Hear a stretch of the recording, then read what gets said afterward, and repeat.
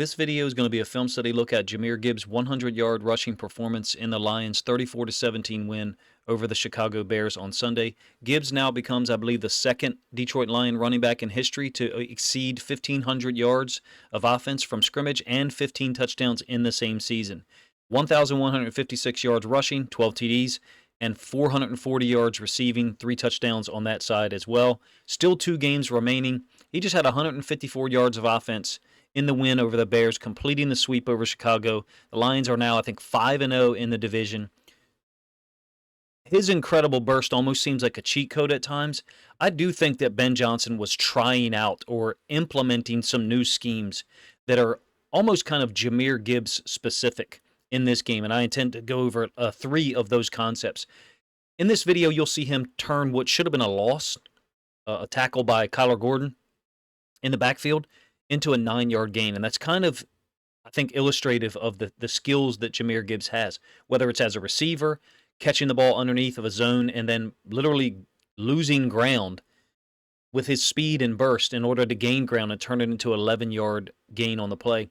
It's a ridiculous asset that they have. It's clearly unfortunate that David Montgomery is out for a while or an extended period of time or maybe the rest of the season.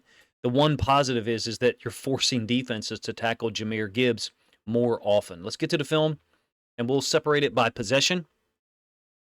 This is going to be first quarter. It's an 11 personnel run concept, and Ben Johnson's one of those guys that just does a great job, in my opinion, of manipulating you as a defense into opening up certain parts on the field. So there's a little bit of a split zone-esque look or feel to this, because Jahmyr Gibbs is starting to the downside of the screen, and then he's following on a wind back, cutback, if you will, Amon-Ra St. Brown. Now, that could also be because the D-tackle had kind of stacked up Ragnow there, who I didn't think played as exceptional a game as he has at certain points during the year in his career. But check out how this is designed. This is, since it's 11 personnel, Sam Laporta's dealing with a defensive end because it's a 4-2-5 look by the Bears. So 4 defensive linemen, 2 inside linebackers. There's your nickel defender. On the motion, that's going to get the linebackers to move. They kind of come back over, and then since Gibbs is moving to the downside of the screen, here's Edwards, the front side inside linebacker. There's the Mike, Tremaine Edmonds. Nickel defender, guess who's going to block him? Amon-Ra St. Brown. Now, it doesn't turn into a huge gain here. I think it's only 5 yards, but I just love the fact that they're utilizing his speed to threaten the defense, basically meaning once he starts on this path to his left, the defense is right, you better be ready to go over there as an inside linebacker, or else you just may not get there. When I mean there, what I mean when I say there is the point of attack. Wherever he goes to the front side. We'll show you the end zone angle. Again, it's a somewhat innocuous, I guess, 5-yard gain in the first quarter. But since it's 11 personnel and the tight end is on the right in the case of Sam Laporta, you have forced the defensive end to be outside of Laporta.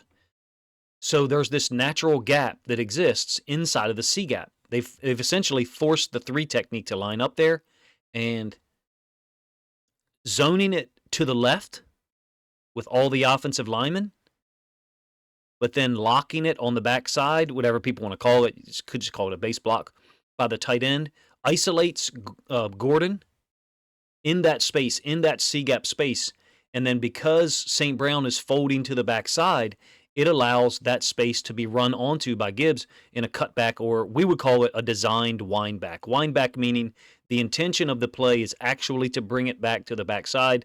But I am quite sure there that Gibbs has the opportunity to take it downhill front side to the offense's left.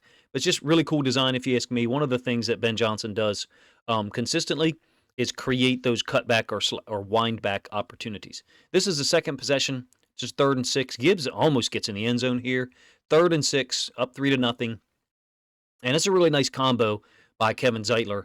And a poor angle of approach, if you ask me, by the safety who's up top here, just inside the top of your screen.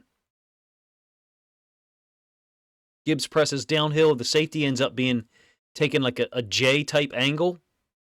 So he ends up inside of the front side inside linebacker and then having to J this back out to the sideline. And it almost cost him, meaning it almost allowed Gibbs a lane to actually get in the end zone. I think it's really close and debatable whether he is or not. Same concept, really, as the last play in that it allows Sewell to deal with the edge defender, combo up to the inside gap, and we'll give the end zone angle so you can see what I mean when I say that it's somewhat similar. It ends up being an 8-yard gain.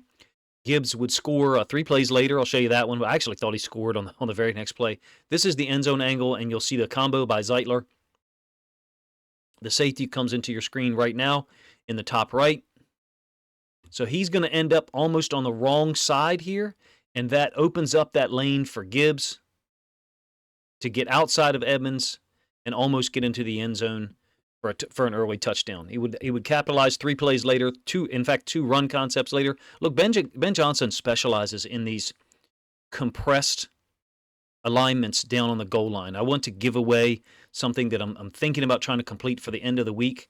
I think Ben Johnson he probably has more than 2, but at least 2 short yardage play sheets. One of them that is actually in the goal line to score, and one that will be used between the 30s. That's the only way I'm going to put that right now. I have data that I'm still developing in that regard. But here's the compression. You got 12 personnel, bunch to the bottom side, the circled portion of your screen, and then Brock Wright up to the top. I think Decker and Zeitler kind of lose their guys here a little bit. Gibbs is able to punch it in, make it 10-0 early on. His 12th rushing touchdown of the year, I believe. Third possession now, it's 10-0, 12 personnel once again. You can see that you've got Wright as the tight end, Laporta as the fullback / tight end, and then they're going to motion up to the top, Trey Wing, where you have 2 tight ends. And this is an example of Gibbs getting downhill now, getting vertical. The incredible downhill push that you get from the offensive line is also quite obvious. It's combo blocks, so it's not really duo. It's all combo blocks. So when you'll get the end zone angle, you see it. Combo block there by the 2 tight ends. Combo block there by the right guard, right tackle. Combo block there by the center and the left guard. And then you're soloed up here on the edge defender with Taylor Decker, the left tackle. Look, he's not even touched. It's not like he's not untouched to the line. He's untouched 3, 4, 5 yards past the line of scrimmage. You can't allow Jahmyr Gibbs or David Montgomery, for that matter, to be untouched, get past the line of scrimmage in such a fashion. There's your combo blocks, and you'll see all 3 of those guys peel off to get to the secondary defenders. So here, and there. Those are the guys that are attached to those 3 combo blocks. Gibbs presses downhill, pretty much on his tracks. Like I said, I think it's a 12-yard gain. Same possession, very next play, in fact, third possession.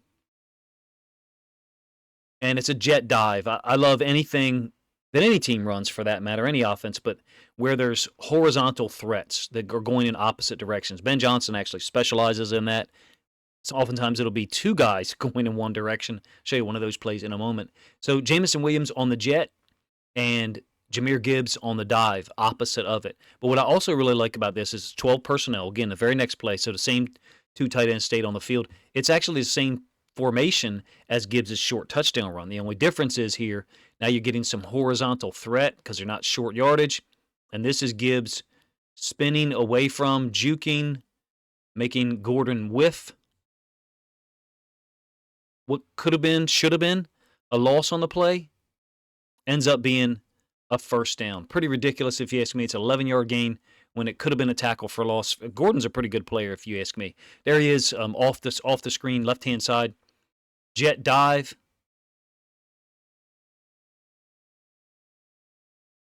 It's really almost unheard of that you have a guy who consistently makes the first defender miss, and in many cases, the first and or second defender miss. I think it's a blessing in disguise somewhat to get to see Jahmyr Gibbs get the football more often now that David Montgomery's out. We do hope that Montgomery's able to come back. I don't know when that would be. I don't really read the updates on injuries. Just don't have time to do so. But in my opinion, it might be a good thing overall for the offense to get Jahmyr Gibbs the football so much that defenses are put in those situations. I mean, imagine being a defense and having to line up against him on the very next play after he absolutely embarrassed one of your better players in the form of Gordon. 4th possession. This is, of course, the drive that culminates with Jameson Williams' 82-yard touchdown, which I'll show you in a moment. The play before that was a run concept to Gibbs that he bounces outside. Look at all the congestion that is there from a Bears perspective. How many defenders are here in that tight space. It looks like 5 to me. You'll get the end zone angle in a moment. He just bounces it. The unblocked corner really doesn't stand a chance. Another first down for Gibbs, 11 or 12 yards, I believe. How many of his touches in that game resulted in double-digit gains is pretty remarkable. It's 4-3 personnel for the Bears at this point. They had matched 12 earlier with a nickel set, and now they've gone to a 4-3 look, and it kind of didn't matter. As long as the Lions were able to shut off the frontside inside linebacker and the D end, it just really isolates that corner on Gibbs. No chance, in my opinion, for pretty much any corner to try to deal with him in space. Very next snap, again, 12 personnel is going to be the over concept to Jameson Williams for a touchdown. Play action to Jahmyr Gibbs, who's really been lighting them up. And then Goff lets it go perfectly timed over the top to beat the safety. I think it's a great example of how the run game feeds into the pass game, particularly as it relates to Jameson Williams and the deep threat. Setting the defense up, forcing safeties, nickel defenders to have to get involved in the run game. Whether it's Montgomery or Gibbs, the Lions have been able to do that many times in 2012, the last 2 years for that matter. In my opinion, the complementary nature of Williams and Gibbs' skills with their speed and their burst is truly unique among even the elite teams in the NFL at this point. This is the 5th possession, and Gibbs is going to get the football a lot here. In fact, it's 20-7, so we're into the second quarter. Multiple things going on in this play. One of my favorite things that Ben Johnson does has, if you remember, all the times that he would run a reverse earlier in the season. It seemed like there was 1 or 2 reverses for 3 or 4 or 5 weeks in a row. That seems to have dissipated somewhat. Here it is again. And in fact, you've got a tight end working with the reverse, the fake handoff, fake reverse, and then bring it back to Gibbs. Now, it only ends up being a 6-yard gain. You got a really nice setup here into the boundary. 2-on-2 with Gibbs trying to defeat all the interior, inside-out flow, and he's just not able to find any more space. It really just ran out of space on it. I love the concept. Faking the reverse and then bringing the tight end back as a pass pro element away from the actual screen. So it's 11 personnel. So Laporta's going to work across here. Jameson Williams on the reverse path after the fake to Jahmyr Gibbs. This really changes the timing of how the defense responds to things, meaning it's not direct attack handoff. It's not secondary, the reverse. It's kind of almost a 4th element. You got the fake handoff, the fake reverse, oftentimes ends up being a play-action pass. In this case, it's a play-action screen underneath of them. For only being a 6-yard gain, it sure as heck puts the defense in a lot of conflict, if you ask me. Still same possession. And 11 personnel. Think of what you just saw. Jameson Williams on the reverse path. Laporta working opposite of the screen. You can really get conceptually the same thing here. It's a zone run to the top side for Gibbs, but both of those players I just talked about, Williams and Laporta, are working opposite. It's a hide concept by Williams. Oh, by the way, it's a 9-yard gain when you're subtracting 2 players from the front side. So what I mean is front side is where the running back is flowing. Subtracting Laporta working into the flats, and then Williams working across. When you get the end zone angle, watch what that does to these 2 inside linebackers. These are 2 good inside linebackers for the Bears. They're professionals. They're guys who've made plays for various teams, in fact, for the NFL, and they both get absolutely lost on this play. You can't lose the frontside inside linebacker and expect to stop any run concept, really. You certainly can't lose both inside linebackers. And what I mean when I say lose is not be involved in the fit. Both of those guys, Laporta and Williams, are working away from the point of attack. And like I said, that just draws each inside linebacker to this direction because their eyes saw it. And look at the lane that opens up as a result.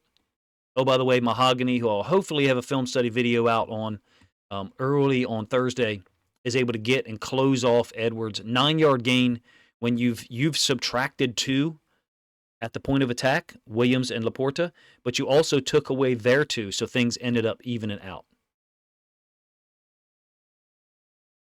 So 1st and 10 out of 12 personnel now, And so you've got a pro side up to the top with Williams and Laporta, and a twin side down to the bottom. Excuse me, Laporta's down here, and that's Brock Wright up at the top side of the screen. Now, Goff knows this is zone, in my opinion. It's a 4-3 response once again, so Gordon is no longer on the field against 12 personnel like he was earlier.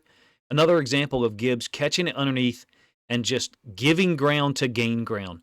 You don't run backwards in the NFL. Well, you don't run backwards at any level of football unless you're Jameson Williams or Jahmyr Gibbs, someone like that with incredible acceleration. You can basically skip second and third gear and go from first to fourth automatically. As an aside, the Bears are, with their 4-3 personnel, really stretched horizontally here. You shouldn't, against 12 personnel, you shouldn't have a two-gap bubble, really, ever. Fortunately for them, it's not a run concept, because if it was, they would have been probably a man down at the point of attack. I think Goff knew it was zone and pretty much knew where he was going with the football immediately. Gets it to Gibbs again, who gives ground to gain ground and pick up 11 yards.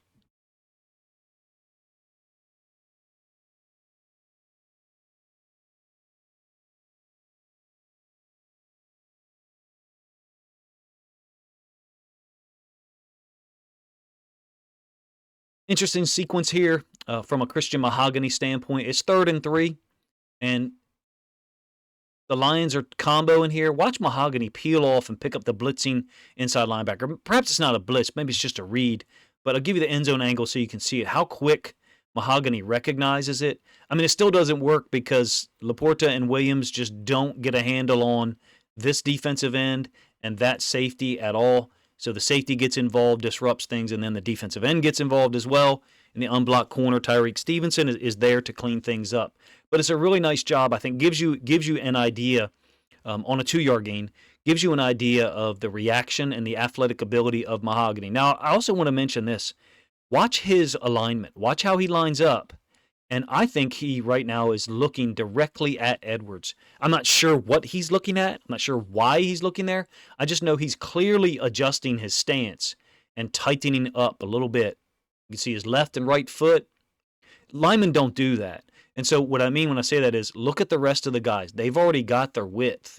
He's the last guy to get his width. I don't think that's a mistake. I think that's very intentional. I think he's doing so because he has an idea of what type of look they're going to get, or perhaps the type of stunt/blitz that may be elicited by this formation. Combos the D-tackle up to Edwards. It doesn't work, but I still think it's an impressive play by him from a reaction standpoint, being able to pick up two guys, close off Edwards to give Gibbs a chance. He wasn't able to convert, but the Lions, of course, did pick up the first down on the ensuing 4th and 1 by drawing the Bears' defensive linemen off sides.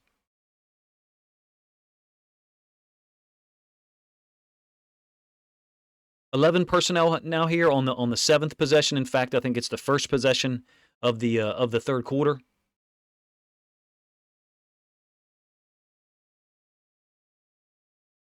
And a really nice job by the offensive line. Now, it doesn't end up being a huge gain for Gibbs, but it is a jet concept or fast motion, if you will, and then back against the grain of that motion. I don't think that Kennedy is a threat for them to hand the football off to by any stretch of the imagination. But I showed this one because I wanted to illustrate the offensive lineman working in combination. It's an 8-yard gain. This is actually the drive that culminates with the stumble bum. So the Bears have shifted over late. And watch how Ragnow and Kevin Zeitler handle those two defensive linemen up to Kyler Gordon. The motion kind of draws him into the box. And so Zeitler ends up reaching this D-tackle. Ragnow and Mahogany have comboed the nose.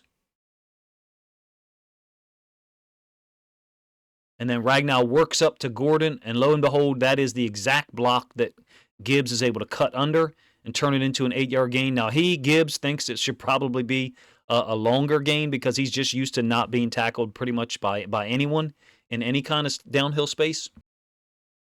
From a Jahmyr Gibbs perspective, this is now, I think, the 8th time this year that he's had over 100 yards of total offense. I could be wrong there. Let's do it this way. There's only been 4 or 5 games in 2024 where he didn't get a combined 100 yards between rushing and receiving. When I said earlier that it's almost a blessing in disguise, of course I wish that David Montgomery was still out on the field to give you 2 threats for various reasons. One of which is, what if Jahmyr Gibbs was to get injured? You want that second guy there. They're both capable. You also want to keep them fresh. But I would like to see what Jahmyr Gibbs is capable of, meaning in a 25 touches per game situation, how much can you get out of him? I do think it'll be interesting to see what develops in the last 2 weeks of the regular season, both of which games that the Lions need to win at this point, and then in the playoffs, meaning if he gets 25 touches per game, I think you're looking at a floor of 135 to 140 yards of offense generated by Jahmyr Gibbs, just because of his talent level, his burst. He does a great job breaking tackles as well. And then the design, the scheme that Ben Johnson has implemented. I tried to show some of the, what I would say, unique concepts where they're running players away from the point of attack. In the case of Laporta and Jamison Williams, those are fascinating to me because of the reaction that they get from second-level defenders. Essentially, you don't have to block the backside inside linebacker. He's almost pulled out of there. The only guy you've got to deal with is the front side inside linebacker. And if you, as offensive staff, can manipulate the defensive look, essentially anticipate the look they'll be in, and find the right type of way to pull two offensive players away from the point of attack, it's very rare. I don't see too many teams do that at any level for that matter, but certainly not at the NFL level. Ben Johnson is one of the only guys that I think poses those types of questions to the defense, along with all of the other typical or traditional concepts that Jared Goff and the offensive lineman and the run game generates, and it puts conflict in the defense in a typical manner, I should say.